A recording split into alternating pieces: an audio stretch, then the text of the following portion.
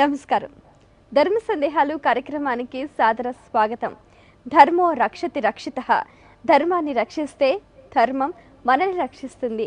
నిత్య జీవితంలో మనం ఎన్నో రకాల ధర్మాలని ఆచరిస్తూ ఉంటాం. ఏదో ఒక సందర్భంలో సందేహాలు కలుగుతూ ఉంటాయి, సహజమే. ప్రేక్షకులకు కలిగిన సందేహాలను ఎంతో శ్రద్ధగా, ఆసక్తికరంగా మా ఈ కార్యక్రమానికి ఉత్తరాల ద్వారా రాసి పంపిస్తున్నారు. వాటన్నిటికీ శాస్త్రీయ సమాధానాలు అందించడానికి మనతో పాటు ఉన్నారు ప్రముఖ ఆధ్యాత్మిక యాత్రికులు డాక్టర్ కాకునూరి సూర్యనారాయణ మూర్తి గారు. మరి వారితో మాట్లాడి సందేహాలను తీర్చుకుందాం. నమస్కారం అండి. నమస్కారం అమ్మా. మొదటి ఉత్తరం చూద్దాం అండి. అలాగే. రాజీవ్ నగర్ నుంచి సుబ్బారావు రాస్తున్నారు.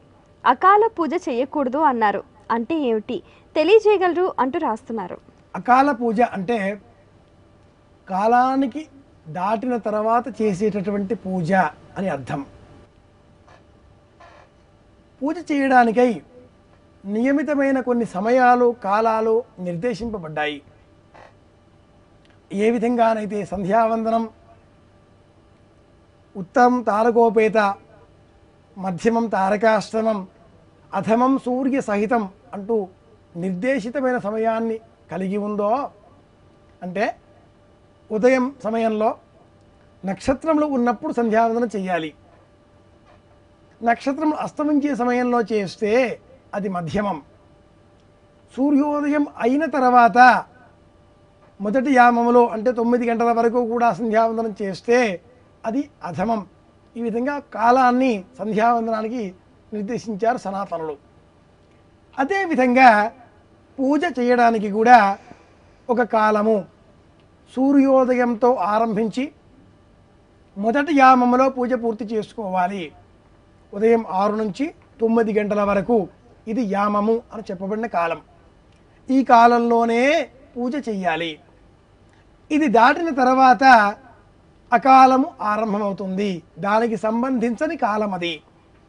అలాగే అర్ధరాత్రి, అపరాత్రి అంటూ వేళాపాళా లేకుండా పూజ చేస్తున్నాం అని చెబుతూ గంట వాయించడం, నామాలు చెప్పడం, అభిషేకం చెయ్యడం, ఇవన్నీ కూడా అకాల పూజలు అని చెప్పబడ్డాయి. సంప్రదాయం వీటిని నిషేధించింది. పరమేశ్వరునికి ప్రీతికరంగా అభిషేకము అనబడే పూజా ప్రక్రియని మనం ఏర్పాటు చేసుకున్నాం అనుకుందాం. ఈ అభిషేక ప్రక్రియ సాయంత్రం సమయంలో వచ్చే మొదటి యామము 6 నుంచి 9 వరకు ఉదయమంతా కూడా ఉపవసించి అభిషేకమును సాయంత్రం పూట ఏర్పాటు చేయాలి. స్తోత్రావళి, హోమము ఉదయం పూట ఏర్పాటు చేయాలి. ఇలాగా ఏ పూజ ఏ కాలంలో చేయాలో ఆ పూజ ఆ కాలంలోనే సలపవలసి ఉంటుంది. అలా కాకుండా విరుద్ధంగా ప్రవర్తిస్తేనే అకాల పూజ అన్నారు.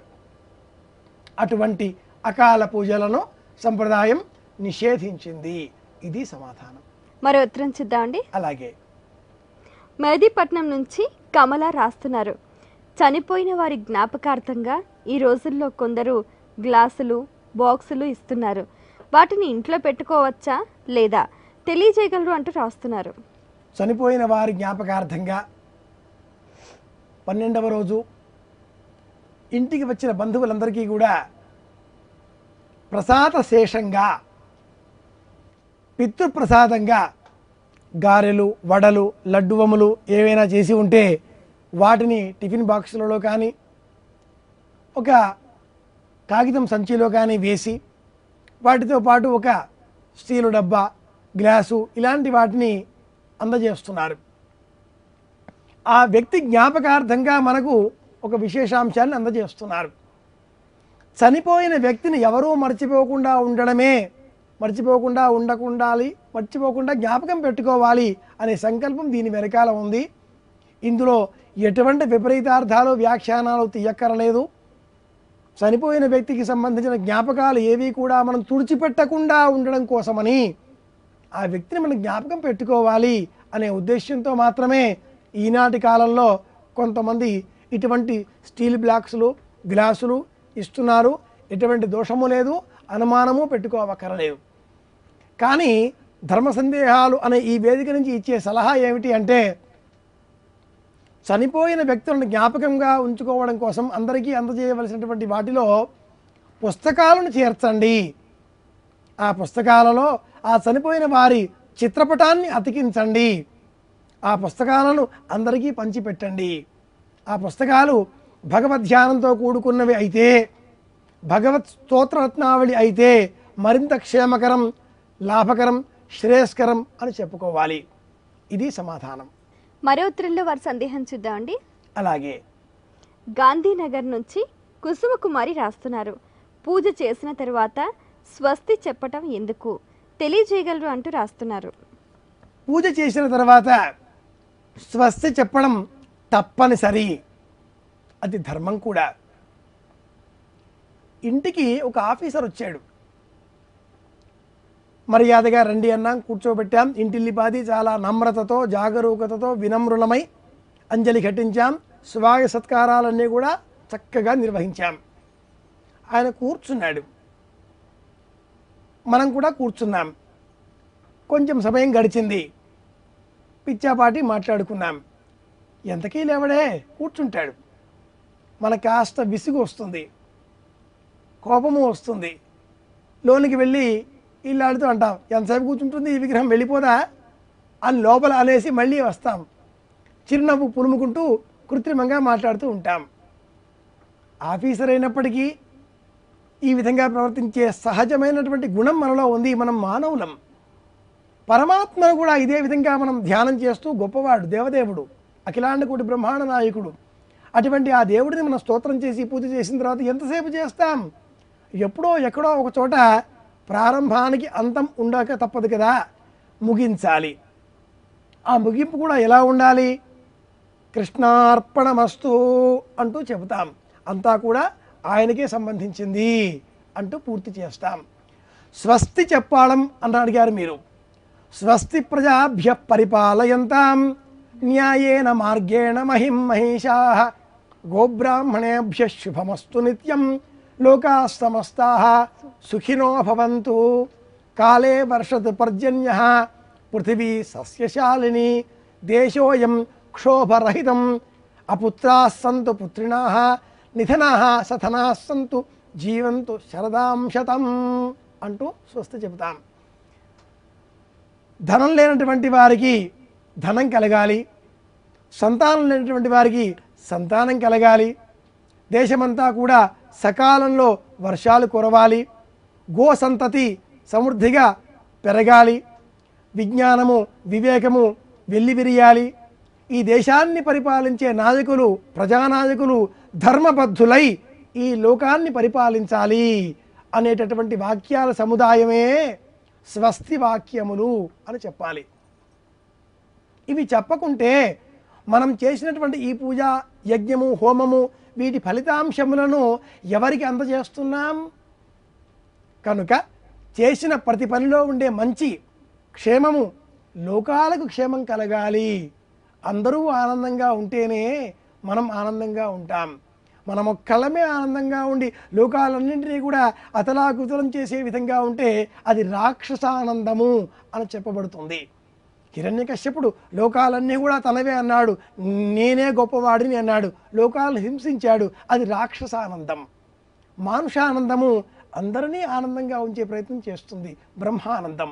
అటువంటి ఆనంద స్థితి రావడానికై స్వస్తి చెప్పడం తప్పనిసరి. కరీంనగర్ నుంచి రాజేశ్వరి రాస్తున్నారు. అధిక మాసంలో చేయవలసిన పనులు ఏమిటి తెలియజేయగలరు అంటూ రాస్తున్నారు. అసంక్రాంతి మాసే ద్విసంక్రాంతి మాసే అధిక మాస అంటూ అధిక మాసం నిర్ణయం. ప్రతి నెలలో కూడా ఒక సంక్రమణం ఉంటుంది. సూర్యుడు ఒక రాశిని వదిలి మరొక రాశికి వెళ్ళడానికే సంక్రమణము అని పేరు.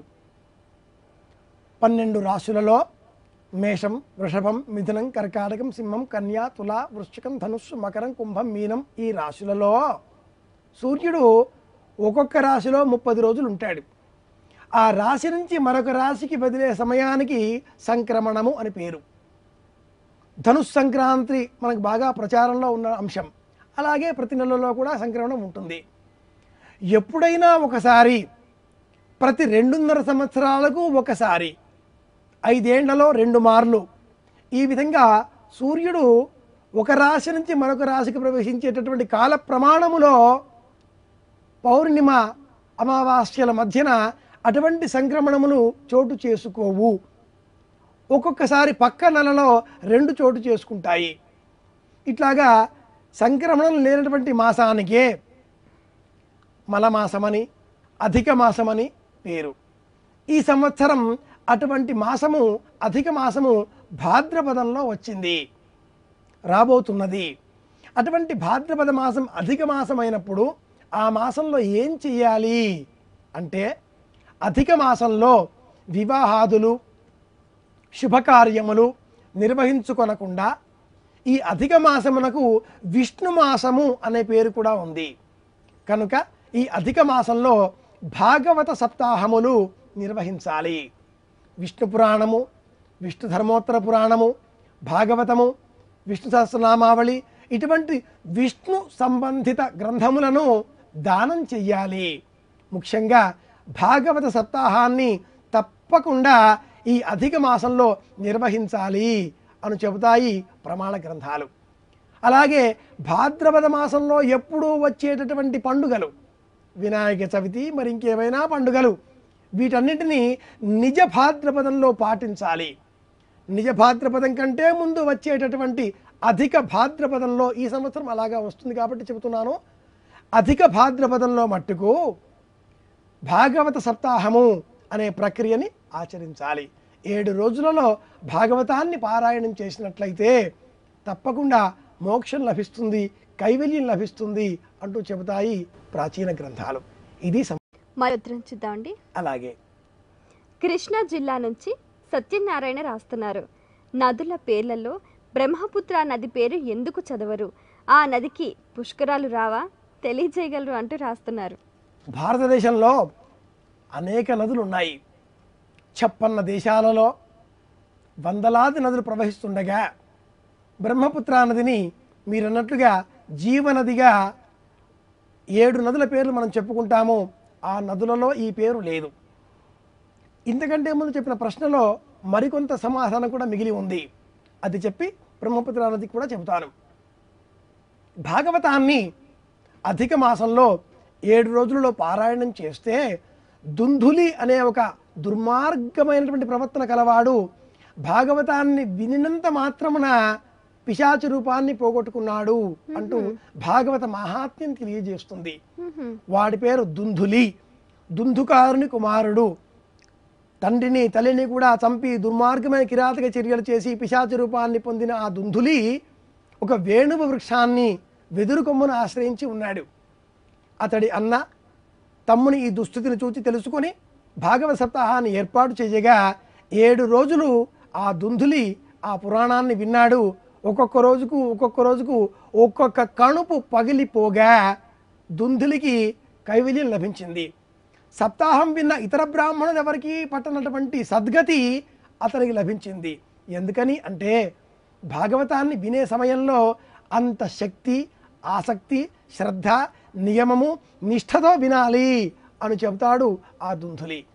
ఇక బ్రహ్మపుత్ర ఈ ప్రశ్నకి వచ్చేస్తే, గంగేచ యమునే కృష్ణ గోదావరి సరస్వతి నర్మదా సింధు కావేరి అనే ఈ 7 నదుల పేర్లు నిత్యము కూడా మనము పూజాదికాదులలో కలశ పూజలో చెబుతూ ఉంటాం. వీటితో పాటు అనేక ఇతర నదులు కూడా ఉండగా వీటిని మాత్రమే ఎందుకు అంటే ఈ నదులన్నింటికీ ప్రత్యేకంగా పుష్కరాలు వస్తాయి. పుష్కరాలు వచ్చేటటువంటి నదుల పేర్లే ఇందులో చోటు చేసుకున్నాయి. బ్రహ్మపుత్ర నది పేరు సనాతనులు మరి ఎందు నిమిత్తమో ఇందులో చేర్చకుండా వదిలిపెట్టారు. అంతర్గర్భితంగా ప్రధాన జలస్రవంతి సరస్వతి నది. ఆ నదికి ఈ నదులన్నీ కూడా అంతర్గర్భిత వాహినులుగా సంగమములుగా ఏర్పడ్డాయి. ఎక్కడ ఏ నదులు త్రివేణీ సంగమంగా ఏర్పడుతూ ఉన్నాయో అటువంటి త్రివేణీ సంగమంలో ఉండే నదులన్నిటి పేర్లనే సంప్రదాయం స్వీకరించింది. మరి ఉత్తరం చూద్దామండి. హైదరాబాద్ నుంచి జానకీదేవి రాస్తున్నారు, శివరాత్రి రోజు ఉపవాసం చేస్తే పుణ్యం అంటారు కదా, మరి అదే రోజు కొంతమంది అన్నదాన కార్యక్రమాలు నిర్వహిస్తూ ఉంటారు. మరి ఇది పుణ్యమా పాపమా? నాకు తెలిసి శివరాత్రి నాడు అన్నదాన కార్యక్రమం నిర్వహించే కార్యక్రమాలు ఏవి కూడా నేను చూడలేదు. ఎక్కడైనా ఆ విధంగా అన్నదాన కార్యక్రమాన్ని ఏర్పాటు చేస్తే అది లక్షణ విరుద్ధము, ధర్మ విరుద్ధము అనే చెప్పుకోవాలి. శివరాత్రి నాడు ఉపవసించి మొదటి యామములో పాలతో, రెండవ యామములో నేతితో, మూడవ యామములో పెరుగుతో, నాలుగవ యామములో ఇతర వ్యంజన పదార్థ పదార్థములతో ఈ విధంగా అభిషేకం చేసినట్లయితే పాలు, నెయ్యి, పెరుగు, చక్కెర, పంచామృతము మిళితము ఈ విధంగా అభిషేకం చేసినట్లయితే వారికి సంపూర్ణమైన శివానుగ్రహం లభిస్తుంది. ఇక ఆ రాత్రి అన్నదానం అంటే అక్కడ ధర్మంలో చెప్పబడిన అంశం ఏమిటి అంటే, ఉపవాసం చేసే శక్తి లేనటువంటి వారు, వృద్ధులు, ఆతురులు, భిక్షకులు, బాలురు, రోగగ్రస్తులు, జ్వరపీడితులు ఇటువంటి 6 వర్గాల వారికి కూడా మినహాయింపును ఇస్తూ అటువంటి వారు భోజనం చేయవచ్చును అంటూ కూడా శివరాత్రి మహాత్మ్య గ్రంథాలు చెబుతాయి. వాటిలో మళ్ళీ ఉప్పు, నూనె, కారము ఈ పదార్థములు లేకుండా సాత్వికమైన భోజనాన్ని స్వీకరించవలసి ఉంటుంది.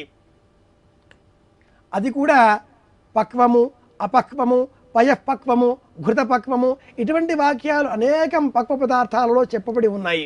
అందులో నక్తం హవిష్యాన్న మనోదనం వా ఫలం తిలా క్షీరమధాంబుచాజ్యం యత్పంచగవ్యం యది వాపి వాయు ప్రశస్తమత్తోత్తరముత్తరంచ అంటూ వాయుపురాణం ఉపవాస వ్రత దీక్షలో ఉన్నటువంటి వాళ్ళు ఉపవాసం సంపూర్ణంగా ఉండలేని స్థితిలో ఉన్నప్పుడు వారు ఎటువంటి పదార్థాలను తీసుకోవచ్చునో వాయుపురాణం ఈ ఆర్డర్ ప్రకారంగా వర్ణించింది. వీటిని ఆహారంగా తీసుకోవచ్చు, ఉపవాస వ్రత దీక్ష పాటించవచ్చు. ఇక అన్నదానాది కార్యక్రమాలు ఎవరైనా ఏర్పాటు చేస్తున్నారు అంటే అది అన్నాతురుల పట్ల లేదా క్షుధార్తులు, భిక్షకులు అటువంటి వారి పట్ల అపేక్షతో ఏర్పాటు చేసినదిగా, సంఘంలో వచ్చేటటువంటి మార్పులను అనుసరించి ఏర్పాటు చేసినవిగా మనం భావించాలి. ఇది సమాధానం. మరో ఉత్తరం చూద్దామండి. అలాగే విజయవాడ నుంచి కమలావతి రాస్తున్నారు. శివుని జటాజూటం నందు చంద్రకళ ఎందుకు, దాని అర్థమేమి తెలియచేయగలరు అంటూ రాస్తున్నారు. శివపురాణంలో ఈశ్వరుడు నెత్తిలో చంద్రవంకను ఏ విధంగా ధరించాడో ఒక వృత్తాంతం చెప్పబడి ఉంది. పూర్వం దక్ష ప్రజాపతి దేవతలతో యుద్ధం చేశాడు. ఆ యుద్ధంలో దక్ష ప్రజాపతినే విజయం వరించింది. కొంతమంది దేవతలను దక్షుడు తరుముతూ రాగా అందులో చంద్రుడు పరమేశ్వరుడిని ఆశ్రయించాడు. ఆ చంద్రుడిని పరమేశ్వరుడు తన జటాజూటంలో అలంకరింపజేసుకున్నాడు. దక్షుడు వచ్చి చంద్రుడిని విడవవలసిందిగా పరమేశ్వరుని అర్థించాడు. పరమేశ్వరుడు తనను ఎవరైతే ఆశ్రయించారో అటువంటి వారి యోగక్షేమాలు చూడడం తన ధర్మం కనుక చంద్రుడిని విడిచేది లేదు అంటూ తెలియజేశాడు. ఆగ్రహించిన చంద్రుడు ఏం చేసేది లేక శివుని జటాజూటంలో చంద్రవంక రూపంలో ఒదిగిపోయాడు. అంతకంటే మిక్కిలి కోపంతో ఉన్నటువంటి దక్షుడు కోపంతో వెళ్ళిపోయాడు. ఇది ఒక వృత్తాంతం. రెండవ వృత్తాంతంగా దక్షునకు 27 కుమార్తెలు ఉన్నారు. అశ్విని నుంచి రేవతి వరకు. ఈ 27 కుమార్తెలను దక్షుడు చంద్రునికి ఇచ్చి వివాహం చేశాడు. ఆనాటి నుంచే 2 సోదరీమణులను ఒక వ్యక్తికి ఇచ్చి వివాహం చేయకూడదు అనేటటువంటి ధర్మాలు పుట్టాయి. ఈ 27 మందిలో చంద్రులకు రోహిణి నక్షత్రం అంటే ఆ అమ్మాయి అంటే విశేషమైన ప్రేమ. జ్యోతిష శాస్త్రంలో కూడా వృషభంలో చంద్రుడు చాలా ఉచ్చ అని చెబుతాయి ఆ గ్రంథాలు కూడా. రోహిణీ సమీపంలో నిరంతరము చంద్రుడు వెలిగిపోతూ ఉండేటప్పటికీ ఇతర నక్షత్రాలన్నీ కూడా అమ్మాయిలందరూ కూడా తండ్రితో మొరపెట్టుకున్నారు. నాన్న నాన్న పొదస్తమాను అల్లుడు గారు రోహిణి గారి దగ్గరే ఉంటున్నారు అని చెప్పుకున్నాయి.